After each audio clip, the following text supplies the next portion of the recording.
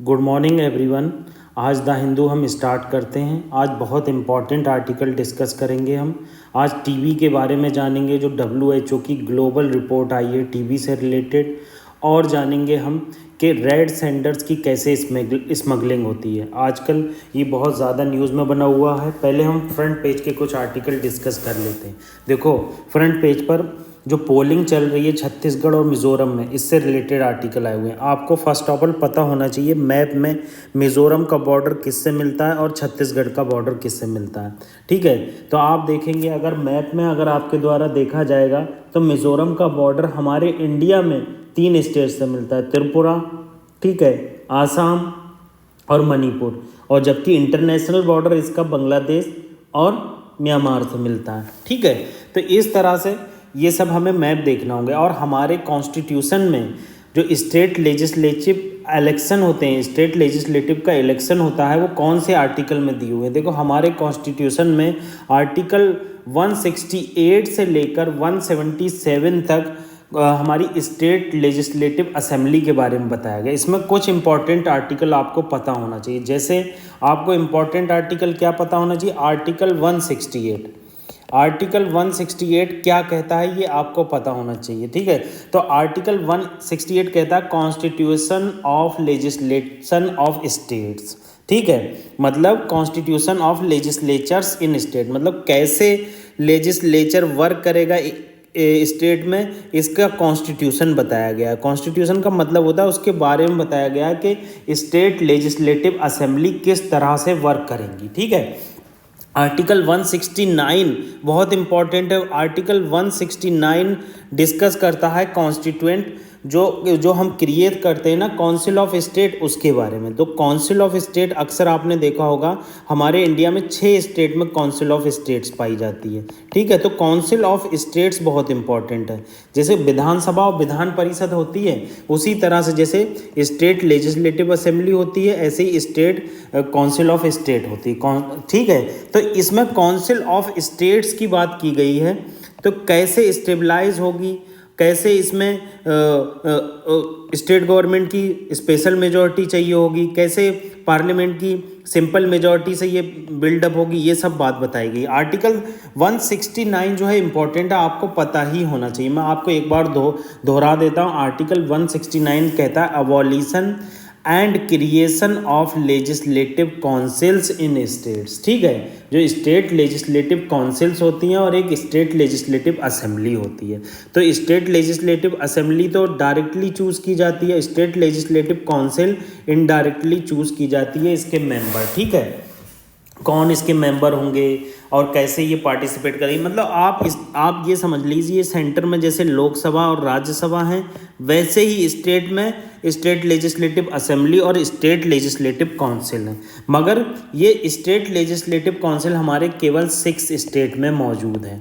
आपको देखना है मैप में वो कौन से 6 स्टेट हैं। अगर आप सही से देखेंगे तो कर्नाटका, महाराष्ट्र, तेलंगाना, आंध्र प्रदेश और उधर बिहार और यूपी, ये 6 स्टेट जो हैं जहां पर स्टेट लेजिस्लेटिव काउंसिल है। ठीक है, आर्टिकल 172 ये इंपॉर्टेंट है क्योंकि इलेक्शन जो होते हैं लेजिस्लेटिव काउंसिल्स में वो आर्टिकल 172 के अकॉर्डिंग होते हैं। आर्टिकल 172 कहता है ड्यूरेशन ऑफ स्टेट लेजिस्लेचर्स, मतलब जो स्टेट लेजिस्लेचर है उसकी ड्यूरेशन की बात करता है। ठीक है, तो ये बताता है हमें duration of state legislature. Article 173 qualification for membership of state legislature, मतलब स्टेट लेजिस्लेचर से रिलेटेड जो है qualification of membership of state legislator. ठीक है, article 174 session of state legislature, prorogation and dissolution, मतलब आर्टिकल 174 बताता है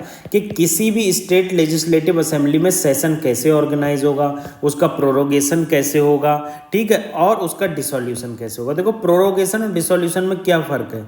प्रोरोगेशन में क्या होता है कि स्पीकर के द्वारा अनलिमिटेड टाइम के लिए स्टेट लेजिस्लेटिव असेंबली को सस्पेंड कर दिया जाता है, ये बताया नहीं जाता ये कब स्टेबलाइज। डिसोल्यूशन का मतलब होता है कि न्यू इलेक्शन होकर न्यू लेजिस्लेटिव काउंसिल बनेगी, न्यू पार्टी जीतेगी। ठीक है, तो ये डिफरेंस है। और आर्टिकल 175 करता है गवर्नर के राइट से रिलेटेड और वो किस तरह से हाउस में मैसेज भेजेगा।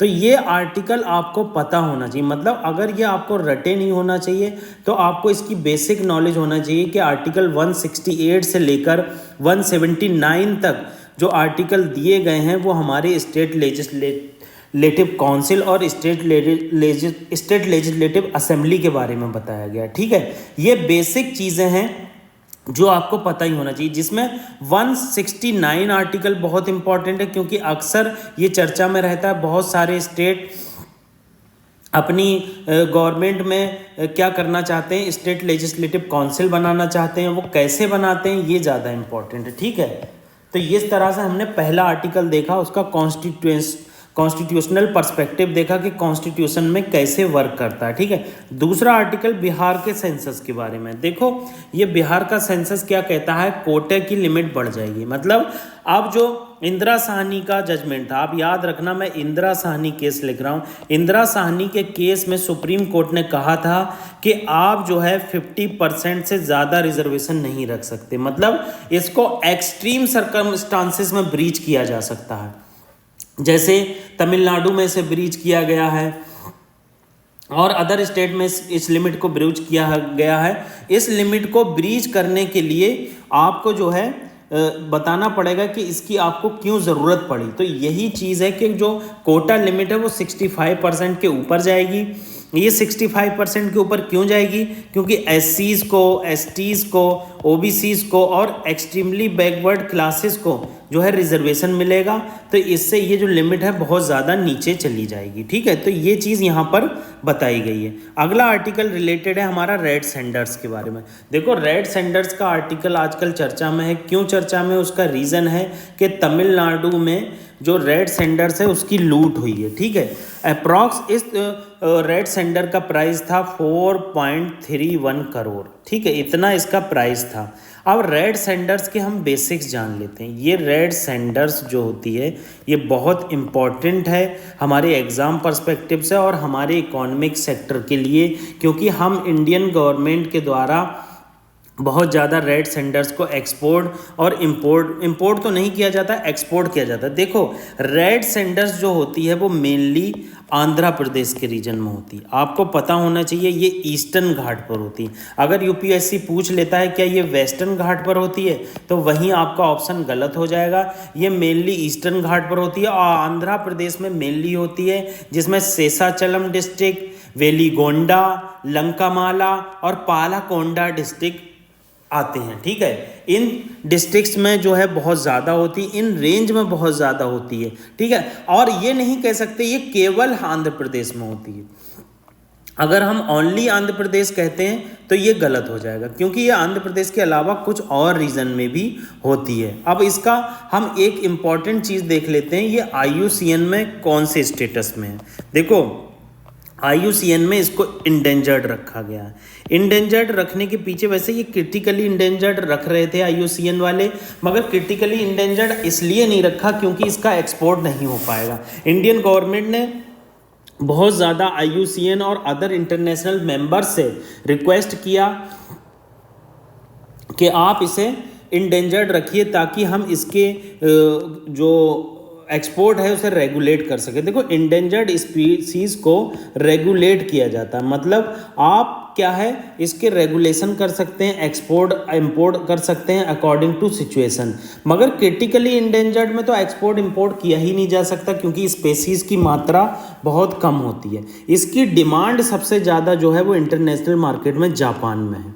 आपको ये याद रखना है। जापान में क्यों है, जापान में इसलिए सबसे ज़्यादा डिमांड है क्योंकि यहाँ पर म्यूज़िकल इंस्ट्रूमेंट इसके द्वारा बनाए जाते हैं।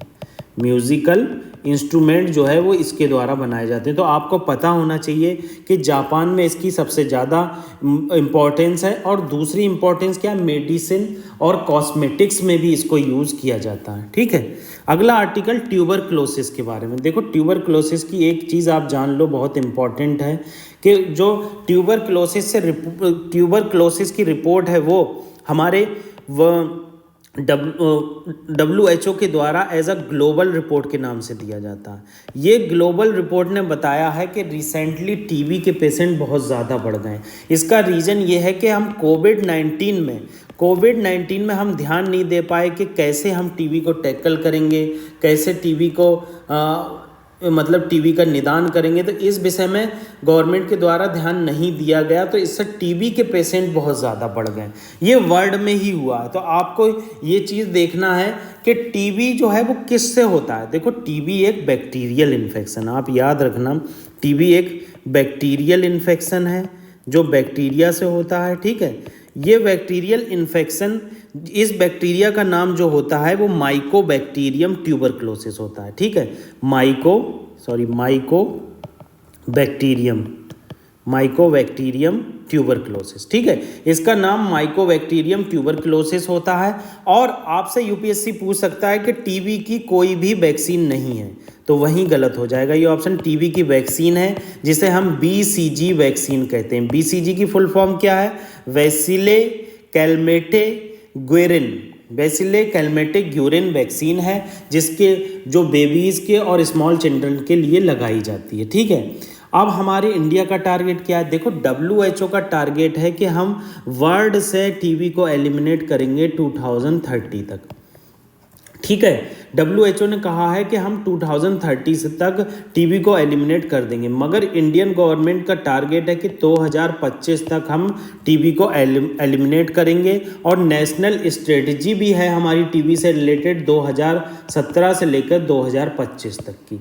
ये स्ट्रेटजी के तहत हम टीबी को रिमूव किया जाएगा और एक निक्षय पोर्टल भी बनाया गया। देखो, निक्षय पोर्टल याद रखना बहुत ज़रूरी है। निक्षय पोर्टल क्यों याद रखना जरूरी है? क्योंकि निक्षय पोर्टल से हम क्या करते हैं, देखो निक्षय पोर्टल से क्या किया जाता है, हम लोग निक्षय पोर्टल के थ्रू बहुत सारे फाइनेंशियल मदद देते हैं यहाँ के पेशेंट को और मेडिसिन को रेगुलेट करते हैं।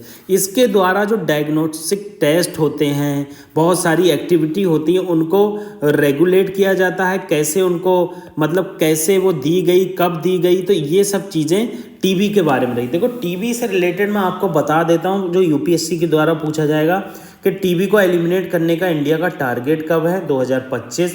WHO का टारगेट कब है? 2030। इससे रिलेटेड वैक्सीन है या नहीं है? तो वैक्सीन है BCG। ठीक है, ये BCG वैक्सीन है। हमारी स्ट्रेटजी 2017 से 25 तक है। बस इतनी चीज़ इंपॉर्टेंट है, और ये तो आपको पता ही होगा, टीबी एक बैक्टीरियल इन्फेक्शन है। बैक्टीरियल इन्फेक्शन है, वायरस से नहीं होता है टीबी। यूपीएससी वायरस और बैक्टीरिया के बीच में बहुत ज़्यादा क्वेश्चन पूछता है। ठीक है, तो टीबी एक बैक्टीरियल इन्फेक्शन है, जो बैक्टीरिया है वो माइकोबैक्टीरियम ट्यूबरक्लोसिस है। ठीक है, तो ये चीज़ हमने टीबी और रेड सेंडर्स के बारे में डिस्कस की, जो बहुत ज़्यादा इंपॉर्टेंट आर्टिकल थे। एक अगला क्वेश्चन आप देख लीजिए, जो यूपीएससी के द्वारा 2010 में पूछा गया है। क्या पूछा है यूपीएससी ने? 2 स्कीम्स बताई हैं विमेंस डेवलपमेंट से रिलेटेड, और जिसका नाम है स्कीम का स्वाधार एंड स्वयं सिद्धा स्कीम। तो इसमें डिफरेंस पूछा है कि क्या है। देखो, स्वयं सिद्धा से रिलेटेड ऑप्शन दिया है, स्वयं Siddha is meant for those in difficult circumstances. ठीक है, कह रहा है स्वयं सिद्धा यूज़ होती है जो लोग डिफ़िकल्ट सर्कमस्टांसेस में होते हैं, such as women survival in natural disaster, terrorism, women prisoner, jail, mentally challenge.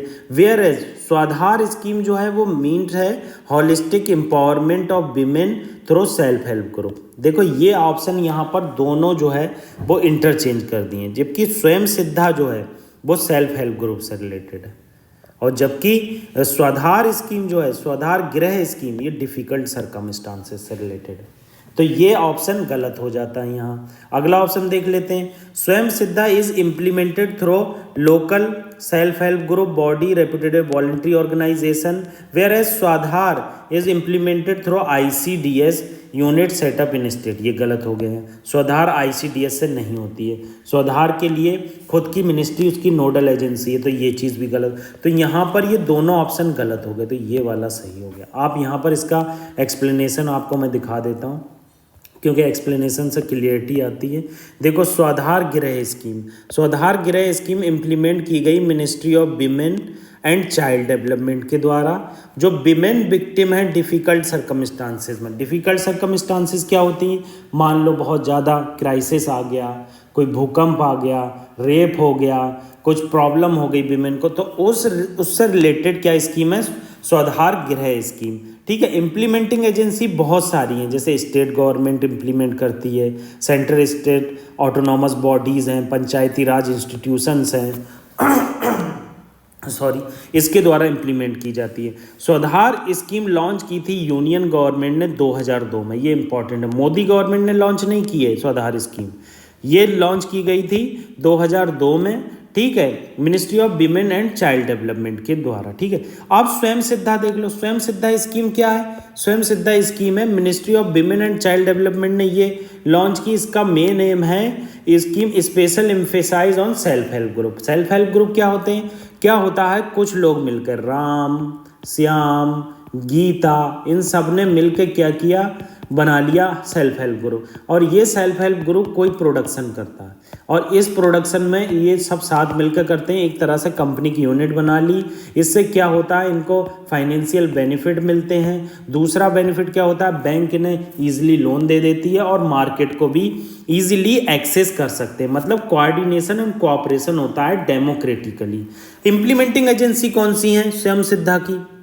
देखो, इम्प्लीमेंटिंग एजेंसी है म्यूनसिपल कॉरपोरेशन करती है, ग्राम पंचायत करती है, आंगनबाड़ी करती है, एनजीओ करती है, वॉलंटरी ऑर्गेनाइजेशन करती है। ये लॉन्च की गई थी 2001 में। ठीक है। ये विमेन एम्पावरमेंट ईयर कहा गया था 2001 को। ठीक है। तो इस तरह से हमने इस क्वेश्चन को डिस्कस किया, बहुत अच्छा क्वेश्चन था।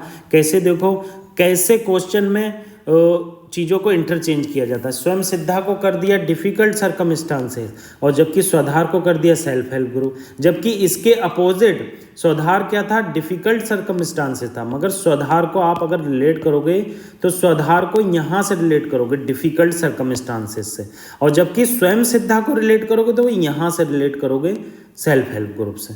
ठीक है। तो इस तरह से हमने इस क्वेश्चन को डिस्कस किया। अगला आर्टिकल रिलेटेड है collision between China and Philippines vessel. देखो, साउथ चाइना सी बहुत इंपॉर्टेंट है। क्यों इंपॉर्टेंट है? क्योंकि साउथ चाइना सी में चाइना ने ये जो 9 डैश लाइन बनाई है, ये चाइना कहता है हिस्टोरिकली और एंशियंट रूप से ये हमारा एरिया है।